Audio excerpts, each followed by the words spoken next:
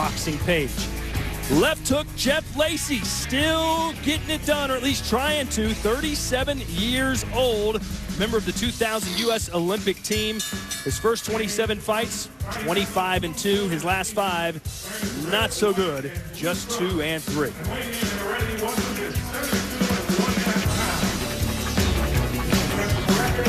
And there is his opponent out of Cuba, known as El Más Talentoso, which I'm told is the great talent. He's from Cuba, graduated high school there in 1999, and has a perfect record of 14-0 with 9 knockouts. He is 32 years old, but I'm sure an extensive amateur career in Cuba. Want a good, clean fight. Protect yourself at all times. Obey my commands at all times. Good luck to both of you. Touch them up. Just how extensive? Well, I got the answer for you. A little over 300 amateur fights for Barrera, but of course, Lacy, 220 amateur fights. He was a member of the 2000 U.S. Olympic team, but that was a long time ago. You touched on it. Lacy's lost 4 of his last 7, knocked out twice in those losses. I think Lacy has the looks of a shot fighter to me. Barrera, I'm going to say Barrera's going to knock him out. And I know that's going way out on the limb. Most people don't say that before the fights. They wait till, you know, the guy's been down 4 times and they say, well, you know what, he might knock him out. But I've gone out on the limb before. I'm going to say Barrera knocks out Lacy. We'll find out. I'm just wondering whether or not the people here have basically served the former world champion Lacy up as a sacrificial lamb to an undefeated prospect who maybe they think is going somewhere. Big right hand connects from Barrera, and all of a sudden Lacy's quickly back against the ropes. I just don't think Lacy should be fighting anymore. I really have my doubts about him at 37 years of age. You know, not just fighting, but fighting with this kind of an opponent in this kind of spot. Lacy beat some of the best B-level, B-plus level fighters in the world, but when he got up to that A level, when he fought Roy Jones and Joe Calzaghe and Jermaine Taylor, he never could get it done.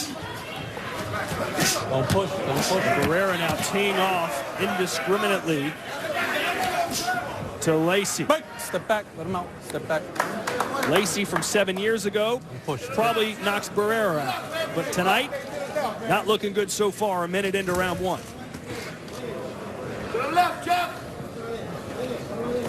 Yeah, I have my doubts whether or not someone like Lacy, again, 220 amateur fights, a lot of fights, former world champion, taking a lot of punches, a lot of miles on that odometer. That one question whether or not he should be fighting. I don't think he should be fighting anymore. I don't think he should have been in the ring with his opponent. I said it before the first punch was thrown. 7. And obviously, I'm saying it again. Come here, walk to me. Come here. You all right? Not for a lack of being in shape. You see he's got a 6-pack. He's toned, looks fantastic, but he's been in so many battles, taking so many headshots over the years. Well, this referee's going to have to watch because, you know, the corner, of course, has a responsibility here too, but remember, they were part of the decision-making that put Lacy in this position, put him in this fight at this point in his career. So I think the referee's got to be the one ready. I mean, Lacy's shot. He's a shot fighter. His legs are gone. He could wind up getting hurt here. I think this fight should be stopped. Right. Step back. Lacy still doesn't have his legs underneath him from that first knockdown. The referee's watching him. The referee wants to stop this fight, I think. And I think he's right. I think the fight should have probably been stopped before it was signed. I mean, look at the legs of Lacy. I mean, he's got no pins. He's got no pins.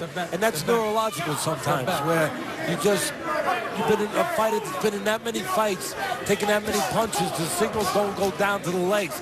The legs, the pins, they don't look sturdy anymore.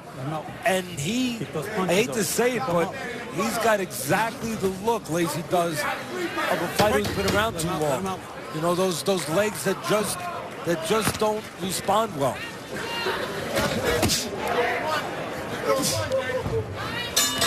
Time. Put those punches in front.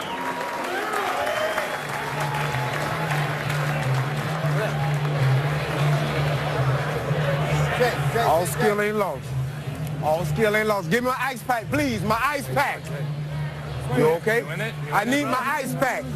On the neck. Jay, you can't stand in front of him. Stand to the left. Stay to the left. Shoot to the body. You got to stay ridiculous with this jab, Jay. All skill ain't lost. You see the right hand there. The jab set it up. The right hand. Lacy's leg's just not good. Left took a little push, but the leg's not steady. And again, the right hand, Lacy caught it at the end of it. That's probably why he got up. You could see at the end of the right hand, he was pulling back, took a little off it, but still, Lacy does not have the durability that he once had. And again, you see, he gets pushed back in real time. He gets pushed back a little bit right into the line of fire, and then the left hand sets up a long right hand. And again, Lacy got caught on the end of the right hand. Not the full impact of it, but enough to put a 37-year-old Lacy into a bad place. The worst thing I can say about it right now is Lacy was in a bad place before he got put into a worse place. He was in a bad place coming in here. Teddy, is it a case of his friends, his trainer, his manager simply not saying, you've done enough, it's time to walk away? Or is it Lacy saying, I don't care what you say, I'm still doing it? I don't know. I don't know the answer to that question. I'm not privy to that, but it's probably a combination of both. Probably a combination of, obviously there's people around them that is saying, okay, we'll go forward, we'll give it a shot. And maybe they're not realistic, maybe they don't see the truth. You know, I don't know. But and maybe it's Lacy obviously saying, no, I can do this. You know, and I still want to do it. But that's when somebody has to intercede, you know, in this business. You know, you're a baseball player that stays around too long, you embarrass yourself. But you don't get hit in the head. You know, you don't get hurt. See, that's the thing that worries me about boxing sometimes, is there's no national committee, no national commission to really make those decisions, and they're tough. Who's to say that someone doesn't have a right to make a living, to pursue a living? But there's got to be standards, there's got to be rules to protect the fighter from this kind of situation. You know, in football, baseball, and basketball, you don't have to worry about somebody going too long. You know why? A team won't sign them. The stats show it, too. Yeah, the stats show it, but they won't sign them. It's like the team won't sign them again. But in boxing, there's always someone that'll put a guy in as a stepping stone, and that's what Lacy's in here tonight, as a stepping stone. There's always someone who'll put a guy in as a stepping stone for $1,000, $2,000, $3,000. Not to mention, Lacy is still a bit of a name. People have heard the name Jeff Lacy. They know he used to be pretty good, and it'll look good on Barrera's resume. I tell you, Barrera's not looking good if he doesn't get rid of Lacy. I'm going to be fair here and say both sides. Barrera needs to get rid of him, you know, and blow him out of there probably this round. If really they're going to get what they wanted out of him. They knew they had a shot fighter. They knew they had a name on his way out, and they wanted to exploit that. They wanted to take advantage of that. Well, if they're going to take advantage of it, they need to get rid of a guy that everyone can see now he should get rid of. Somewhere in the back of Lacy's mind, he's thinking, I've still got my left hook. If I can just land it one good time. Break. Step back. Step back. Break. Step back. So all looked lost in round one, but as Lacy's corner said to him, all still ain't lost. He's still in there, just barely though, as Barrera catches him with a straight right. Break. Step back. Time. So 2 rounds in the book. Lacy still in it, at least technically, against Sullivan Barrera out of Cuba. Todd Grisham, Teddy Atlas ringside. We heard from Brian Campbell. We heard from Bernardo Osuna. We haven't heard from you. I'm not going to throw a punch at you. I don't want you to faint right on national TV. Thank you. You okay? You good? You all right no, now? Because you looked a little peaked. You looked a little pale. I do. You get your color back? All right. Manny Pacquiao, Floyd Mayweather. I can't even talk. He touched me. What are your thoughts on the possibility of that fight actually happening now? It's going to happen. I put my guarantee on it. It's going to happen now because, look, what it comes down to is Pacquiao is so eager to make the fight because he doesn't have any options. I mean, he doesn't have anywhere else to really go to get the numbers that they want to get. The pay-per-view numbers that will give him the numbers in the bank account that he wants. The only thing that's been holding it up, not Mayweather being afraid, Mayweather having a chance to fight someone else first. Get a chance to fight Cotto for pretty good numbers. The key to me is you don't see Cotto. That's the ace in the hole. It's like a card game here. You don't see Cotto. well, then you're going to wind up seeing Mayweather and Pacquiao, because Cotto would be the only reason now that Mayweather would not wind up fighting Pacquiao, because he's got 2 fights left, Mayweather, on his contract with Showtime, guarantee of $30 million. And with an upside, you can make maybe 40, 45. With Cotto, you can do that. There's no one else out there. So you don't see Cotto. I don't see Cotto. I don't see him anywhere around. That tells me Floyd then is going to go and make the fight with Pacquiao. That fight's going to get made. All the boxing fans, I shouldn't say all, but most, hope it happens. If anything, other than just till we don't talk about it anymore. 7 years in the making between Mayweather and Pacquiao. Look, as picket as you look better than Lacy. And Barrera, I'm not impressed with Barrera. I mean, really, it's backfiring on him. They got a fighter who, it's pretty obvious, is in pretty bad shape here, Lacy. And you know what? He's probably going to wind up knocking him out. There go the legs again. He's got to take 3 rounds to knock him out. All right. Lacy trying to buy time. If you stare at Lacy's legs long enough, you'll see his knees lock up. Yeah, I mean, his legs, look, you hate to make fun, but, I mean, we're not making fun, but his legs look like, you know, your grandmother's spaghetti on Sunday when she made it on Friday. You know what I mean? The legs are soggy. And when the legs are soggy with an old fighter, that means the signal's not going through to those legs. Those legs are not responding. They're not the way they're supposed to be. Lacy, 37 years old. Barrera, 32. He's not a spring chicken. Barrera's a lot bigger. Just look at the size difference. I mean, he's been bigger throughout his career. He's been as high as 202 pounds, half his career at cruiserweight, while Lacy has been a super middleweight his whole career. Lacy started boxing at the age of 7. Said he got into fights at school all the time, so his dad, as punishment, took him to a boxing gym. But the lesson backfired because Lacy fell in love with the sport and has been boxing ever since. 30 years in the sport. But it's not bad enough that Lacy has all these problems. I mean, he also has a lot of inactivity. Feels like to me, or it looks like to me, retirement. If you go back 2 fights ago, he was off 3 years, Todd. Before that, he was off almost a year and a half. So, you know, there was a reason why he was off that long. Break. There we go. Who would have thought that Lacy would survive 2 more rounds after how bad round 1 ended up? Yeah, well, it tells you Barrera is not the greatest prospect in the world, as much as his people might think he is.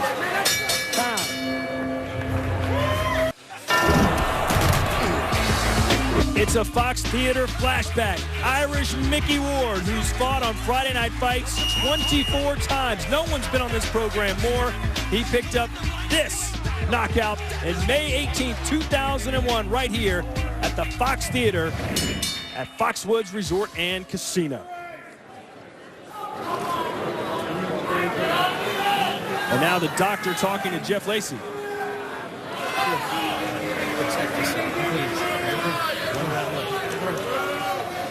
He's good. Okay. Good. Neutral corner. I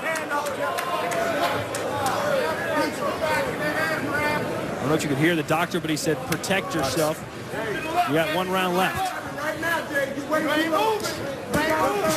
But as you can see, Thanks, Tom. there are 5 rounds left. Thanks for that. Thanks for that.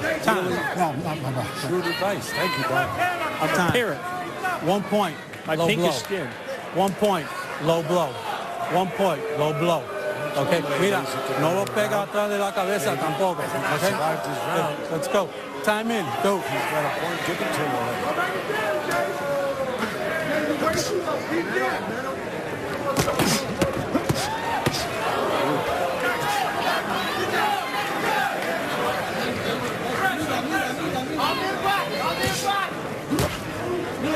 Again, you see the bigger guy, Barrera, I mean, taller, but just bigger. Campaign a lot of his career is cruiserweight. I mean, you got a cruiserweight in there with a junior middleweight. A 37-year-old junior middleweight.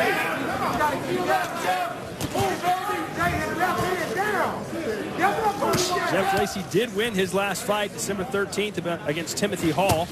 Yeah, Timothy Hall is about 4 wins and about 20 losses.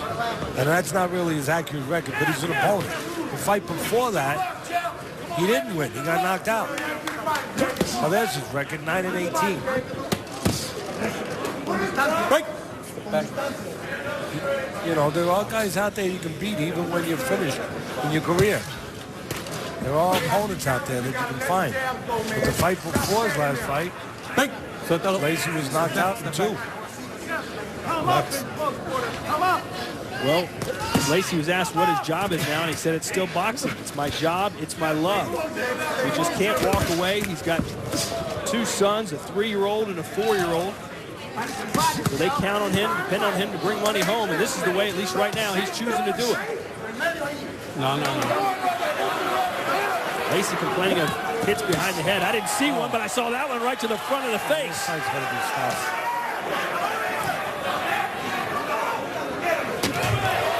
This fight has to be stopped. And there it is. You know, he took 4 rounds of damage that he didn't need to take. Because I don't believe this fight needed to be there. But that's me. Here's the merciful end of the fight, Teddy. Take us through it. Yeah, the left hand keeping separation, getting full extension on the right hand. Didn't come back with the left hook there the way you should after the right hand, but he didn't need to. Barrera again finding a home for the right hand. Lacy trying to counter in between, but at this point in his career, he's a little late. And there's the right hand that started his demise. Here's the very end. The referee had seen enough. He's seen enough all night long. And he finally pulled the plug on this one. Look, all the heart in the world, Lacy, and I don't take that away from him. He's got the heart of a former champion, and he showed that, but his days are gone. It happens. Now for the official particulars, we send it up into the ring. Here's Phil Tufano.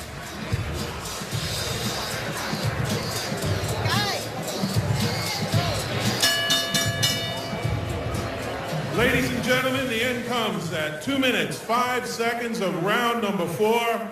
Referee Mike Ortega calls a halt to the action. Your winner by TKO victory and still undefeated in the blue corner, Sullivan Barrera.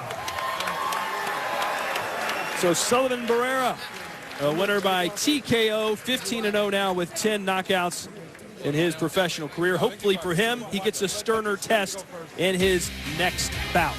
We expect a much more competitive contest coming up in our main event. Carl Dargan, undefeated, 17-0 with 9 knockouts, facing off against Canadian Tony Lewis. That's coming up.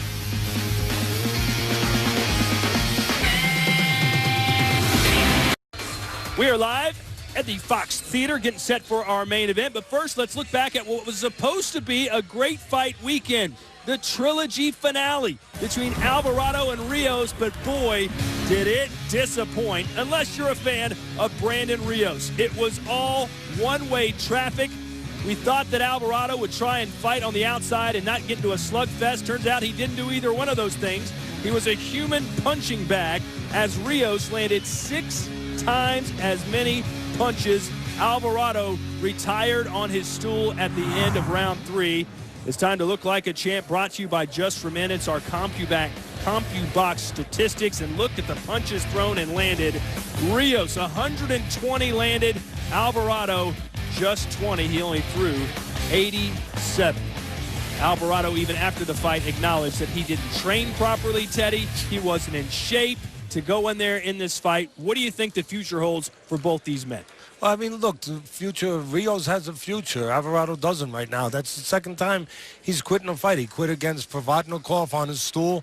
You know, at least he tried a little bit more, but he took a beating. He quit on the stool, and he quit the other night. I mean, that's one thing you don't want to see a fighter do. First of all, he took He put his signature on the contract. He took the $750,000 or what, somewhere around there that he made, and he wasn't ready. But he took the money, and he has an obligation to be ready. He wasn't. He paid the price. He took a terrible beating, but then in the end, he got out of it by quitting. I mean, when the referee, the uppercut worked all night long for Rios. Actually, any punch he threw was going to work because Alvarado was just a punching bag. But the referee asked him, hey, do you see, how many fingers do you see? He put 2 fingers up, and he said 4. I mean, you don't have to be the Mason Kreskin. I know I'm not in his mind, and I'm not in his body, but please, Todd, everybody out there, we're not fools.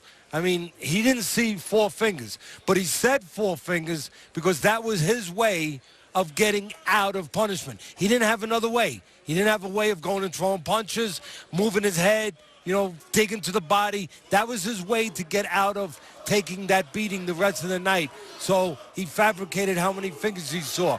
Look, probably his corner should have done the right thing and not had him in that position. They should have probably stopped the fight so he didn't have to embarrass himself as a fighter that way. But again, he did the one thing that you never want to see a fighter do. He spit the bit. He quit. He did quit. It looks like Alvarado's next fight is going to be in a courtroom as he faces felony charges. It is now time for our main event, and we expect